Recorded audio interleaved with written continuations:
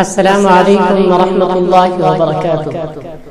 اسلام رحمہ کے پیارے دوستو، اللہ تبارک و تعالی سے امید ہے کہ آپ خیریت سے ہوں گے، اور اللہ سے دعا کروں گا کہ اللہ رب العالمین آپ کو اپنے عرش کے سائے میں رکھے اور آپ کو اللہ اپنی حفاظت میں رکھے۔ میں نے پیارے بھائیو آج آپ کو جو بتانا ہے وہ 10 دن جو پہلے ذو الحجہ کے ہیں ان کے فوائد اور برکات بتائیں گے، کیونکہ رمضان المبارک کے اندر جس طرح ہر رات برکت والی ہوتی ہے، ہر رات عبادت والی ہوتی ہے، اور ہر اس اعمال کی اتنے نیکیاں ملتی ہیں کہ انسان شمار نہیں کر پاتا، اسی طرح یہ 10 دن جو پہلے ذو الحجہ کے ہیں اس کے اندر بھی اللہ رب العزت نے ایسے انعامات رکھے ہیں۔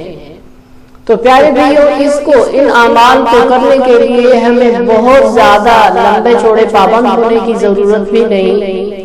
ہر نماز کے ساتھ اگر ہم یہ اعمال کر لیں تو اللہ تبارک و تعالی ہمارے لیے نیکیوں کے پہاڑ بنا دیں گے جو ذخیرہ آخرت کے لیے جمع کر دیے جائیں گے، اور انشاءاللہ ہماری آخرت ان سے بہتر ہوگی۔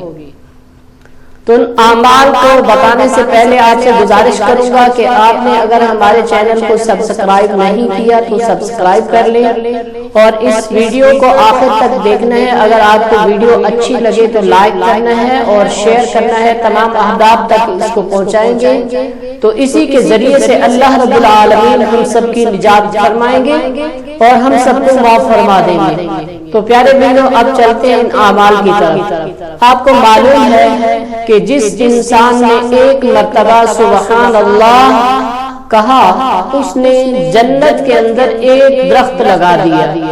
جس نے ایک تسبیح کر لی تو سمجھو میلوں لمبے درخت آپ نے بہت دور تک لگا دیے۔ کیوں کہ آپ نے 101 درخت لگایا ہے، اور آپ کو معلوم ہے کہ ایک درخت کا سایہ کہ اس کی بتایا جاتا ہے کہ عربی گھوڑا جو ہے اتنی دیر تک دوڑتا رہے تب بھی اس کا سایہ ختم نہیں ہوگا، اور آپ نے 101 درخت لگائے تو کتنی دور تک آپ کی وہ مسافت بن جائے گی۔ تو اس سے معلوم یہ ہوا کہ اعمال کوئی بھی ہو اس کا بہت زیادہ اللہ رب العالمین اجر اس لیے دیتے ہیں کہ انسان رب سے مانگے رب خوش ہوتا ہے۔ انسان جب بندوں سے مانگے تو بندے ناراض ہوتے ہیں، انسان کو رب سے مانگنا چاہیے۔ پیارے بھائیو اس کے علاوہ آپ کو یہ تھا تسبیح کا اجر، اور اب میں آپ کو بتاؤں گا کہ آپ نے عمل کیا کرنا ہے ان 10 دنوں میں۔ ایک دن بھی رہتا ہو اس کے اندر آپ نے اگر 21 مرتبہ سورہ فاتحہ پڑھ لی تو یوں سمجھیں کہ آپ نے اپنے نجات کے لیے بہت بڑا عمل کر لیا ہے۔